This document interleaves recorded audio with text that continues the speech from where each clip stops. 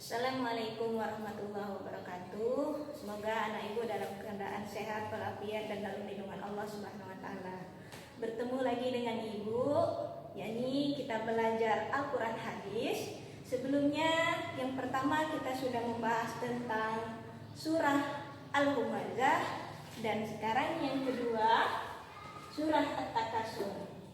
Tahukah anak ibu apa itu surah At-Takasur? Dan sudahkah anak ibu hafal surahnya? Yuk kita pelajari sama-sama. Surah At-Takasur turun di kota Mekah sehingga dinamakan surah Makkiyah. Surah ini turun sebelum Nabi Muhammad hijrah ke Madinah. Surah At-Takasur terdiri dari 8 ayat dan urutan ke-102 dalam Al-Quran. Nah, surah At-Takasur diambil pada ayat pertama, kata At-Takasur, artinya bermegah-megahan. Apa sih yang dimaksud dengan bermegah-megahan? Bermegah-megahan itu adalah hidup mewah, baik itu harta, pangkat, jabatan, kekayaan, dan lain sebagainya, sehingga menyebabkan seseorang menjadi lalai atau lupa kepada Allah. Nah, yuk kita baca surah At-Takasur di halaman 6. Jika tulisan ibu kurang jelas, anak-anak ibu boleh buka buku paketnya halaman 6 ya. Kita baca sama-sama sekaligus kita pahami dari setiap makna yang terkandung dalam setiap ayat surah At-Takasur. Yang pertama, Alhaakumut Takasur, artinya bermegah-megahan telah melalaikan kamu. Kata bermegah-megahan di sini adalah sifat orang yang suka bermewah-mewahan, menyombongkan hartanya, kekayaannya, jabatannya, pangkatnya, ataupun keturunannya, sehingga menyebabkan dia lupa kepada Allah, lalai kepada Allah, lupa dengan kewajibannya untuk beribadah, untuk sholat, dan bersyukur. Kemudian ayat kedua, hatta zurtumul maqabir, sampai kamu masuk ke dalam kubur. Nah, ketika ajal datang, dia meninggal masuk ke dalam kubur, dia belum sempat untuk bertaubat. Ya, ayat ke-3, 4, dan 5, perhatikan. Kalla saufa ta'lamun, summa kalla saufa ta'lamun, kalla law ta'lamuna ilmal yaqin. Perhatikan artinya. Janganlah begitu, kelak kamu akan mengetahui akibat perbuatanmu itu. Ayat keempat, dan janganlah begitu, kelak kamu akan mengetahui. Ayat kelima, janganlah begitu, jika kamu mengetahui dengan perbuatan yang yakin. Nah, dari ayat ke-3, 4, dan 5, ini adalah sebuah peringatan, pemberitahuan kepada kita bahwanya kita dilarang untuk bermegah-megahan, dilarang untuk menyombongkan diri karena harta, jabatan, kekayaan, dan lain sebagainya. Karena jika manusia yang tidak memiliki iman, maka dia akan lupa kepada Allah, lupa untuk bersyukur, dan lupa kewajibannya sebagai hamba Allah. Kemudian lanjut ayat ke-6, latarawunnal jahim, niscaya kamu benar-benar akan melihat neraka jahim. Neraka jahim itu adalah balasan bagi orang yang suka bermegah-megahan.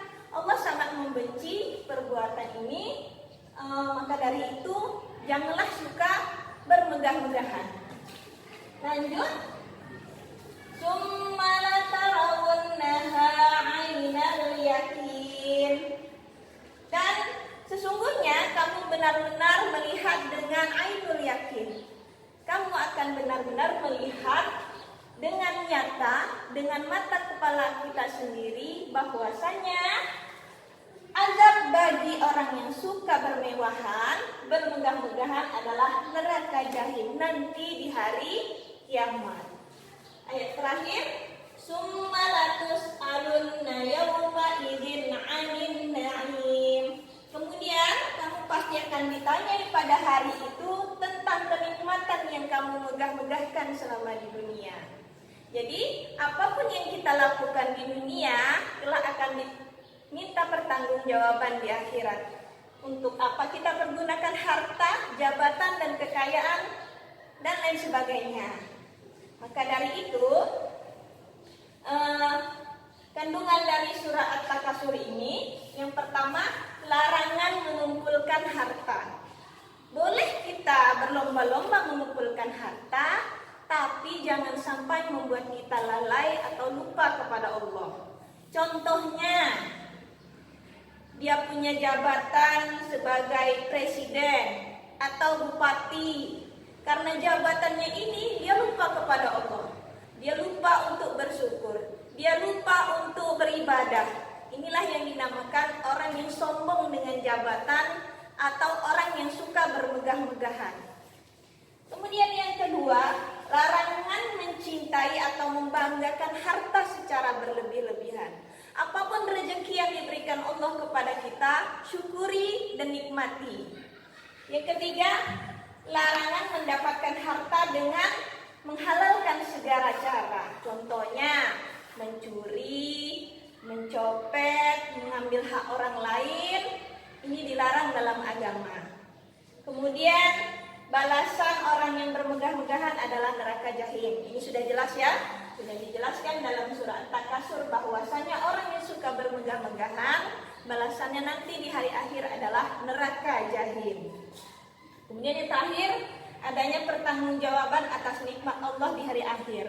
Apapun yang kita miliki di dunia, harta, kekayaan, jabatan, maka nanti di hari akhir akan diminta pertanggungjawaban. Jadi ada satu contoh, yaitu sepupu Nabi Musa, namanya Korun. Si Korun ini berasal dari Bani Israel. Dia hidup miskin dan memiliki banyak anak.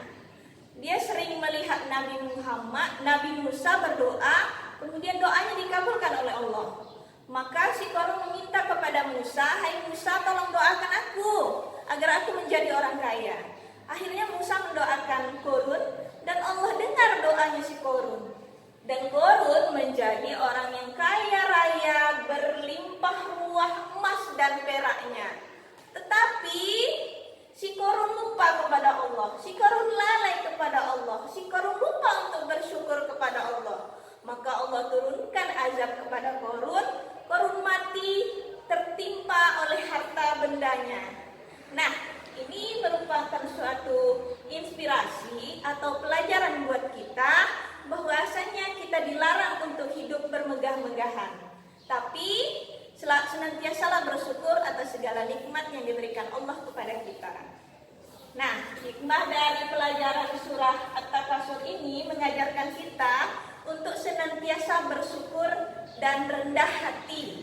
Berapapun nikmat yang diberikan Allah, senantiasa bersyukur dan jangan lupa kepada Allah Subhanahu wa taala. Nah, demikian materi kita hari ini tentang surah At-Takasur. Anak ibu silahkan baca surah At-Takasur di rumah dan pahami makna yang terkandung dalam surah ini agar kita terhindar dari sifat bermegah-megahan. Dan selamat bertemu dengan ibu di minggu yang akan datang. Sekian dan terima kasih. Assalamualaikum warahmatullahi wabarakatuh.